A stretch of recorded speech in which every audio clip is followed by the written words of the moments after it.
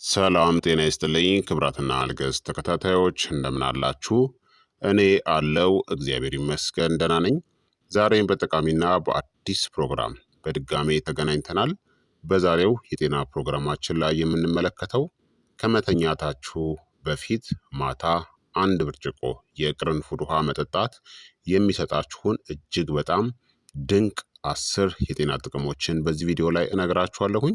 ይህ የጤና ትምህርት ለበርካታ ሰዎች እንዲደርስ ሁላችሁም በቅንነት ላይክና ሼር በማድረግ ሌሎችንም አስተምሩ። ጥያቄያችሁን ደግሞ በኮመንት ላይ አስፍሩልኝ፣ እመልስላችኋለሁኝ። በቀጥታ ወደ ጤና ትምህርታችን የማልፍ ይሆናል። ከመተኛታችን በፊት የቅርንፉድ ውሃን መጠጣት ቀላል፣ ጥንታዊ እናም በትክክል ጥቅም ላይ ሲውል በሚያስገርም ሁኔታ በጣም ኃይለኛ የፈውስ ድንቅ መጠጥ ነው።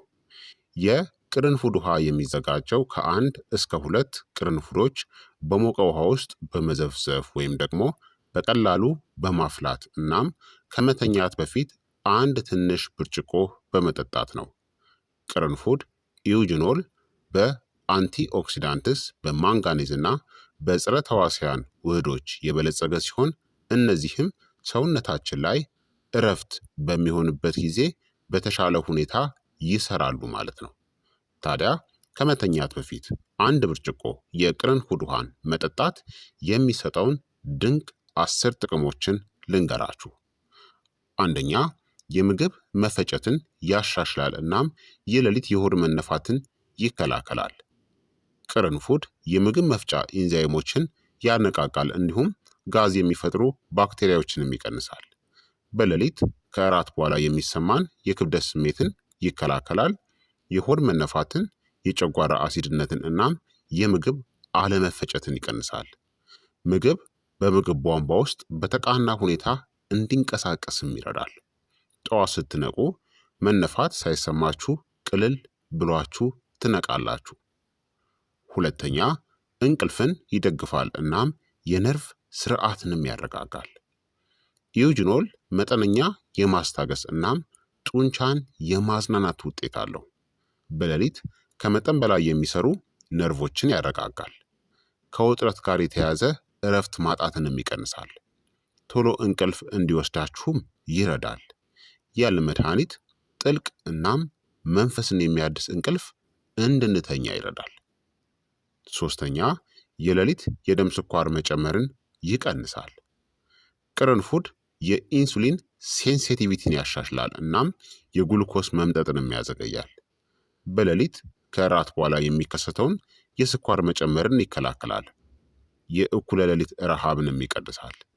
ሌሊቱን ሙሉ የተረጋጋ የኢነርጂ መጠንን ይደግፋል።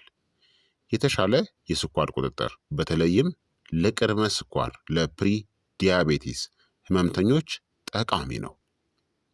አራተኛ፣ በምትተኙበት ጊዜ የጉበት መርዛማ ንጥረ ነገሮችን ማስወገድን ይደግፋል።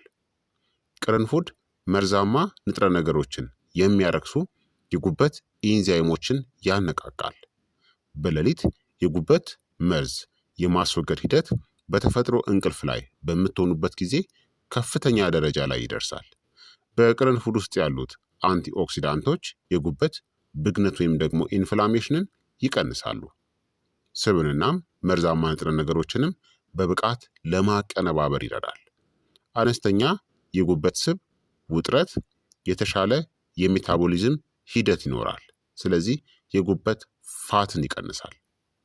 አምስተኛ፣ የሌሊት የመገጣጠሚያ ህመም እናም ብግነት ወይም ኢንፍላሜሽንን ያስታግሳል። ኢዩጅኖል ተፈጥሯዊ ጸረ ብግነት እናም ህመም ማስታገሻ ነው። በሌሊት እረፍትን በምታደርጉበት ጊዜ ጥንካሬን ይቀንሳል።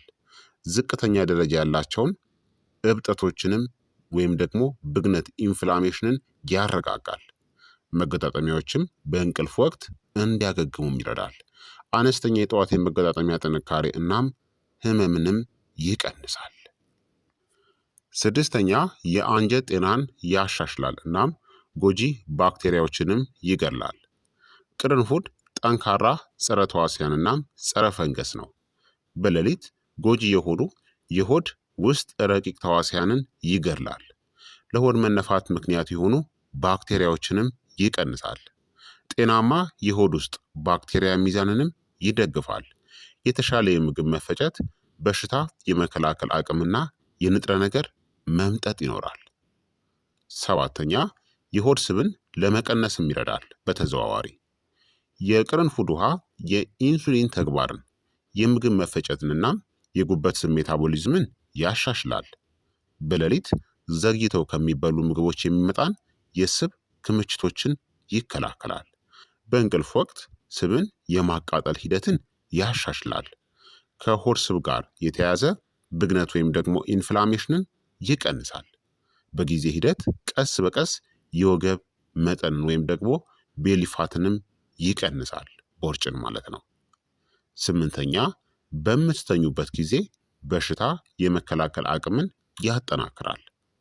ቅርንፉድ በአንቲኦክሲዳንትና በሽታ የመከላከል አቅምን በሚያሳድጉ ውህዶች የተሞላ ነው። በሌሊት በጥልቅ እንቅልፍ ወቅት የበሽታ መከላከል ጥገናን ያሻሽላል። ኢንፌክሽኖችንም በዝምታ ይዋጋል። የጉንፋንናም የኢንፍሉዌንዛ መከሰትን ይቀንሳል። ያለ ተጨማሪ ምግብ ወይም ደግሞ ሰፕሊመንት ጠንካራ በሽታ የመከላከል አቅም እንዲኖረን ያደርጋል። ዘጠነኛ የአፍ ጠረንን ያድሳል እናም የአፍ ጤናንም ያሻሽላል።